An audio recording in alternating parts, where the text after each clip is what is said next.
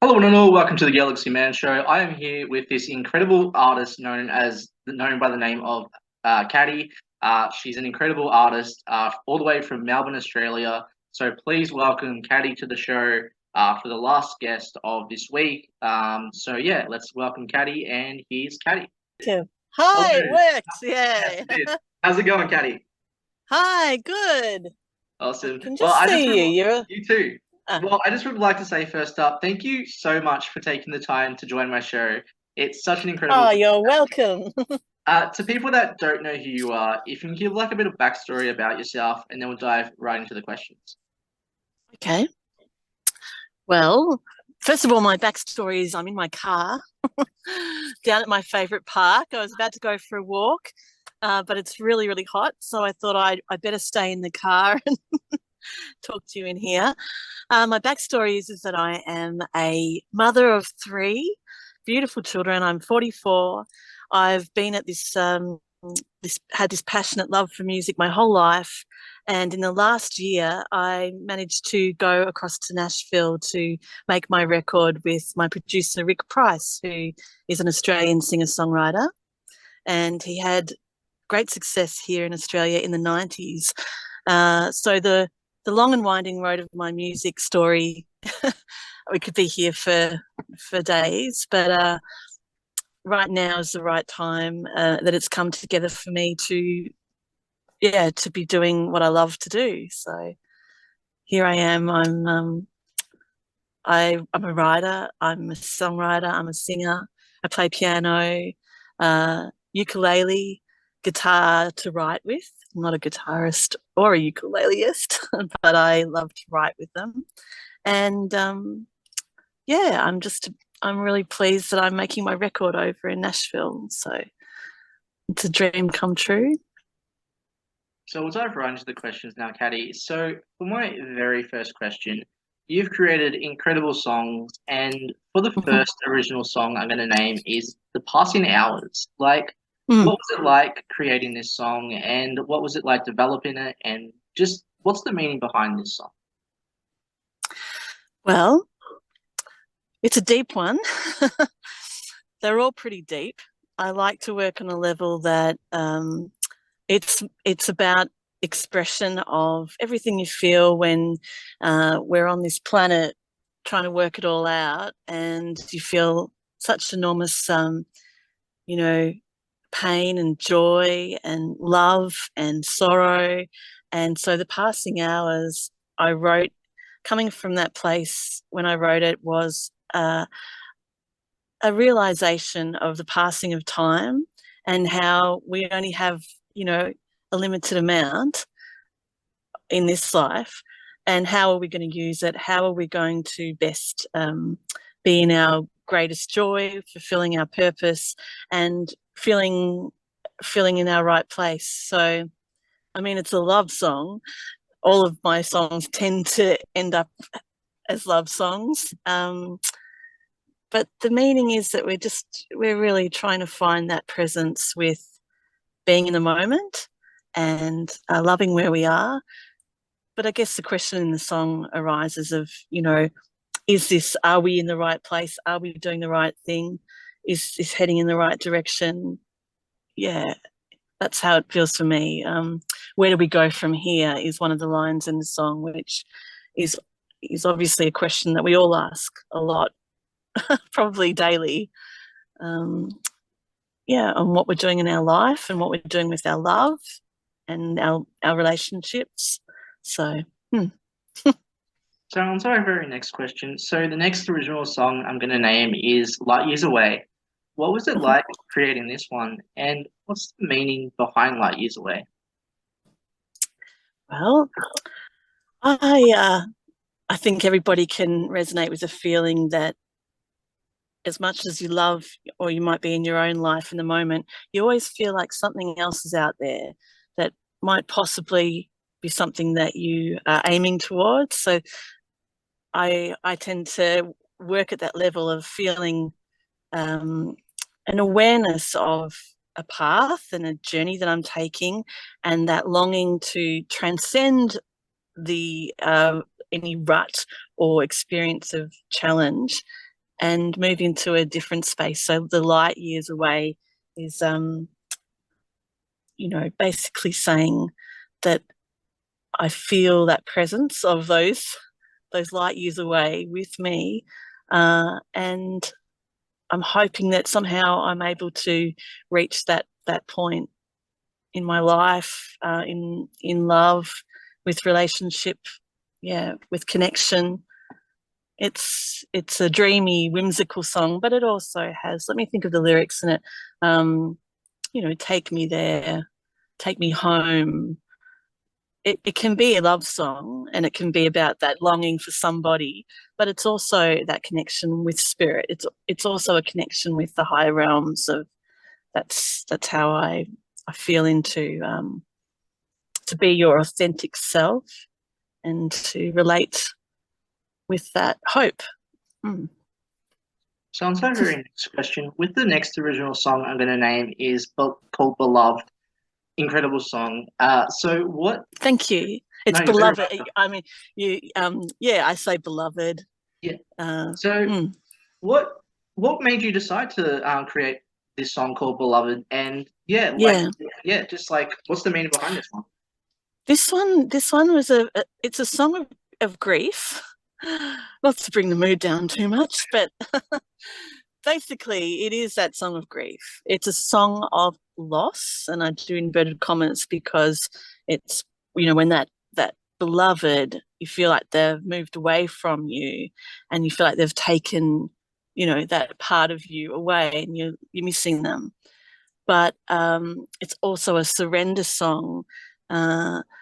And when I write, Jacob, I write with, like, it can be literal, but it also can be figurative. I tend to, like, I take bits and pieces from life experiences and put them together. So one of the, it might have been a grief for a love that I had, and a feeling of loss of that person. But then I also saw my little girl walking down the hallway when she was a toddler, and that letting go, that realization of that path, that each person has their path to take on their solo journey, and that holding on to people and having to let them go inevitably, because that's how it works, in this life. So it's a song of, it's a grieving song. I always hope that there's hope in my songs, even if I'm being melancholic and pouring my sadness or loss out.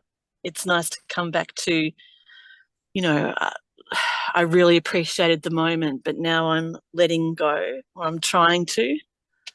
So on to our very next question. So with the next song I'm going to name is I Crave You.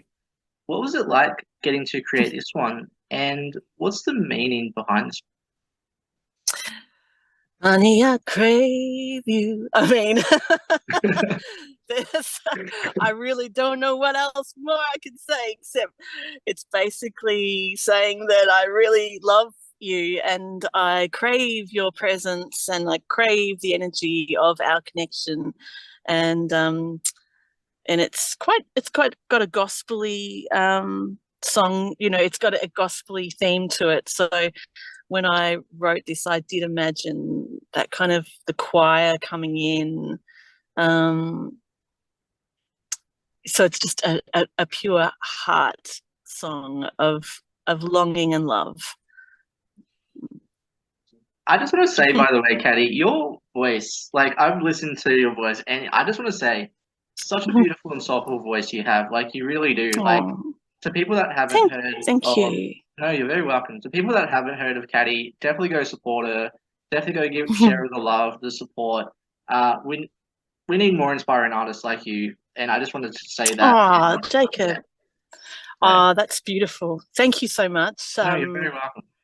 It means a lot. And, as I said, I've been doing this all my life, really, since I was little. So it's a really beautiful thing to be able to share it because we can be alone in our bedrooms or lounge rooms or at a piano all our lives, which is powerful and special. But and some of the most precious moments that I've ever had are alone with it. But when you get to share it and it connects with people and they resonate and it's at a level that, that they're interested in that, it's precious, it's beautiful, and it's expansive. It really helps, I think, because we're all in this together, I really feel that. So onto that, by the way, Caddy. So what made you decide as a person and like especially as an artist to get into the whole singing in the first place? Like what made Caddy decide, hey, I want to start singing? Yeah. Well, I played the piano like all my life as like a little kid and stuff. And I'd, pretend I was Madonna frequently, Cyndi Lauper, And then it wasn't until I was 16 and I auditioned for the soul band at my high school. And my teacher, who was also in the band, she was very cool. And she really gave me the gift of belief in me. And so it was through that I was playing piano, I was playing keys in the band, and she heard me sing and she said, Cad, you're joining, you're off the keys. I mean, you've got to be lead singer. So it was that gave me the drive that I thought, oh, wow, okay. And the first song I sang in the soul band was Midnight Hour. And the commitments, we were in a like 11-piece band, the horns and three female vocalists, and it was wonderful. So it was the drive, it was that push from really being in a band, the real deal working band. So on to my very next question. So on to that, like what does performing music like mean to you, like especially as an artist? Performing is just when you get to a place where you can let go of nerves, if you can get to that place of being really present with an audience, present with people, there's something that's very transcendent about it. I really believe that there's this beautiful reciprocal energy that happens between an audience and the performer when it's appreciated. That if that happens, it's just it's a wonderful feeling. It's like riding a bike or surfing. If you like, it's a flow, and it's grace. So I mean, for me, it's lovely to be, up there and feeling like I sound good, and having people go, oh yeah, this is cool. But there's something more when you really hit the presence and the mark. You feel this transcendent energy, which is, I guess, I always think actually Bruce Springsteen talks about this when he's on stage, and I mean, like so many musicians and artists, he suffers, severe depression, and has basically said his daily life is quite the slog. But when he's on stage, it's like he's in heaven. Everything's just, it's where he feels the best and the most peace. And I think that I think I've had a little, a taste of that feeling in my life, enough to really think, I think that's what a lot of musicians feel if they love performing, that they come into another frequency. So on to the very next question. So what has been your like all-time favorite cover song to perform and why? Yeah, that's a good one. I went through all of them. I was like, oh, what should I say? What? So many wonderful songs that I love performing. One that I come back to, though, is John Denver's Annie's song. I'm not sure if you're familiar with that one. It's an old one, but it's like, you fill up my senses like a night in a forest, like the mountains in springtime, like a walk in the rain. It's just a beautiful, beautiful song, and I performed that once at a wedding. Okay. And yeah, and it was actually when the bride was walking down the aisle, and it was really a very amazing moment for me. And it just so happens that that's also, I met someone who, Marie Wilson, was in the audience, and she's an Australian singer-songwriter. And this is years and years ago in my 20s. And she came up to me after the wedding and said, "Oh, would you like to come and support me at one of my gigs?" And I was like, "Oh, yes." So that it had this beautiful, I had this beautiful experience singing it. And then I had the connection that led on to other things where I was able to have that moment supporting Marie. And on stage, I came off stage and I said to my uncle who was playing guitar for me, I said, "Oh, Stewie, that's what I want to do for the rest of my life, as in be on stage, and perform and sing." So that song has that beautiful, deep connection for me as well. Mm. So on to our very next question. So if you could work with any top 3 music artists in the music industry, who would you want to work with and why? Rick Price. Okay. Now, do I get 3 more? Because I've said, Yeah. I've already done the Rick. No, Rick really would have been in that list as the top 3. So that's why it's a joyous thing for me to be able to say that I am working with him. I would say the next on the list would be Michael McDonald from the Doobie Brothers. Okay. I love Michael McDonald. I really do. I was going to, have I got his T-shirt on? No, I've got Christopher Cross on. I don't know if you can see my T-shirt. I've got Christopher Cross is on the T-shirt. He could be one too, but we'll just say Michael for the moment. And his wife, Amy Holland, who I love. She's a beautiful singer in her own right. And they'll put those together. And then the next one would be Bonnie Raitt. I love Bonnie Raitt. She's like, just love her. And the modern one of like a new person I'd love to work with would be a band called Pomplamoose. Okay. And it's a production team with Jack. I think it's Jack Conti who runs Patreon. Oh. This you've got to see. Have you seen these guys? I've heard of the few names. Yes. Yeah. Yeah. So Jack Conti, Natalie Dawn is his partner, and she's in the band. They also perform with like the Thirsty Merc keys player. What's his name? Oh, I've forgotten his name. I've just gone blank. Anyway, there's just an incredible collection of musicians, and everything that they do, every production, I'm just like, oh my God. So wow, that'd be wild to have that opportunity.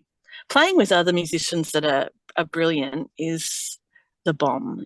It's absolutely a collaboration and of magnificence when you can get people that love doing what they do, and then when you play together, the chemistry and the vibe, it's wonderful.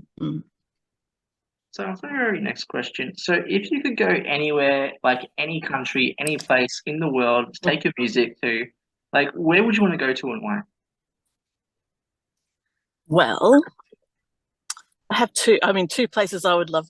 I'd love to go back to the US because there's so many, there's amazing musicians here in Australia, of course, but yeah, I loved the energy of Nashville was sensational, and there are so many incredible musicians there.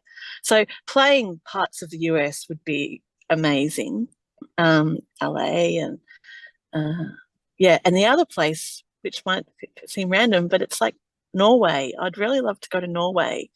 I have made some incredible connections in Norway through Instagram, the vinyl community, which is of other vinyl collectors of the world, and they have incredible musicians as well. Everywhere has incredible musicians, but I've found some amazing bands and singer-songwriters in Norway. So that just came to my mind that that'd be a lovely thing too. So on to our very next question. So on to that, side of things. So, like with upcoming artists that want to get into music, Like, what advice would you give to up and coming artists that want to get into singing? Well, you see, okay, all the young ones on TikTok and everything. Um, I really admire that there's so much confidence. You do have to have that element of belief in yourself. In fact, you really have that's what you have to do. You have to believe in yourself and you have to love what you're doing. To any young person now, I would say make it as much as you can about your love for it, about your authenticity with bringing where you are in the moment to your performance. Um, rather than just focusing on all the bells and whistles or the perfect, filter or microphone.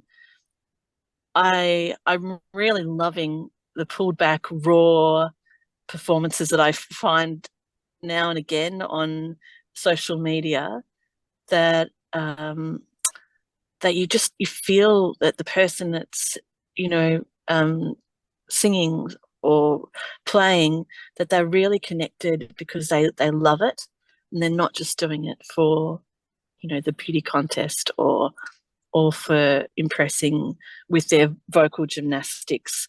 So to the young person, I would just say really be present with the feeling. It comes through. It's the most important thing, I think. Um, yeah, and do it because you love it. Just keep doing it forever until you're off the planet, because it's you've got to do it because you actually love doing it, not because you're trying to become someone or do something for anybody else. So onto that next question. So if now Caddy looking back over your career in the music industry, so if now Caddy could talk to younger Caddy, what would you say to your younger self and why? Probably exactly all of that I just Okay. said. You know what it would be, because I look back at photos of myself when I was in those early 20s and performances, and mm, I think there's a great beauty that comes with age and wisdom of experience. I would just say to myself to keep going, to trust that what you're doing is what you could do forever. It's not going to go away. I think I lived in a place of thinking, if I don't do this now, I'm going to fail. Nobody's ever going to hear it, and it's going to be devastating to me. This is in my early years. This is how I felt. And now I realize it doesn't work like that. You just, if you can let go of that ego, if you can drop into doing this beautiful thing because you enjoy it, that's the main thing I would say to myself. If you love doing this, do it. If you don't, then just give it a rest. No pressure. Yeah. So onto my very next question. So what are the positive and negative side into the whole music industry, and how do you get through those like negative moments as an artist? Well, I was thinking about this because I had the flu before Christmas, so I'm still very tired, and wiped out. And I think musicians and creatives and writers and anyone who is in the arts, they're mostly work at a level where it comes in a ebb and flow. You have these moments of feeling this extreme motivation and excitement and all these ideas, and it's that flow state. And then you have the dips where you think, oh, well, it's all gone away, and the depression that can come with that. And so there's the positive, but it's all positive. I mean, I all believe it's all positive. You see, like the negative sides, I guess, is just getting too much in the head, and also the negatives are basically comparison being the thief of joy, because that saying is really true. You compare yourself to everybody else out there, and the judgment, let's face it, especially in Australia. Australians are shocking. That's the tall poppy thing. They just want to chop. Mostly everybody gets their heads chopped off if they're a performer. It's it's pretty sad, really. I hope it's changing, but I mean I would say that's a negative. I I feel like we really should honor musicians along their path right up until, I mean, I think Americans do this really well. They really honor their older players, their older musicians, much more than Australians. I think I just sometimes find that Australians have been so aggressive and so mean to really The older incredible generation. Australian musicians. Yeah, yeah. I don't know. Do you agree with me? I feel like, I mean, you're obviously a real supporter of music, and Yeah. you seem like you really wouldn't tear anybody down. But so many people, it's like any industry, There's like though. a few with it, like the music industry, like as you're saying, like now, like I think there is a bit of a, I don't know, A a shift, or generation to these days, and with what you're saying, mm. it's what people can relate to or what people can't relate to, I guess. Yeah, I hope that that's changing. I Yeah, think, I mean, I'm 44, right? So like, yeah, yeah, my little girl, she's 15, 16, and she's like tells me all the things that are like cool and hip and happening with music in the yeah. younger generation. I feel like they're probably more supportive of each other. I hope so. I hope it's changing. That would be the negative. I'd just say the hardest part about it is self-doubt, and also judgment, and worrying about what other people think. They're the things that will bring you down. Let go of those and truly be yourself, and be kind, um, and have good boundaries. And I think that's a really good positive. Yeah. So on to my very last question for you, Caddy. So Mm. with music, with goal wise for the rest of 2023 onwards, so what do you have planned for the rest of 2023? Well, I have my record, which I'm now producing with Rick. Well, Rick's producing it, but obviously we have to do things like backing vocals and the other instruments that are played on the record. So really like lucky that Rick's a multi instrumentalist, so he can play. He's playing drums and guitar and bass, and of course he's absolutely a sensational vocalist. And so we're putting all of those things on now, but we can get other instruments to be on the record. So the next few months are, for me, are about like coordinating, working that out, working out the backing vocals for the tracks, getting the record together, and actually making the thing come true in a concrete form of not only releasing online, but my dream has been to get it pressed to vinyl. Do the vinyl, possibly CDs. I know tapes are making a comeback as well, but I don't Yes. know if and I've made records before, like in bands and things, and in my own like little duo that I had. And the process of getting the hard copy in your hands, it's really a magnificent feeling. So that's my focus for 23 is getting that come to fruition, because it's been quite a journey to make my record.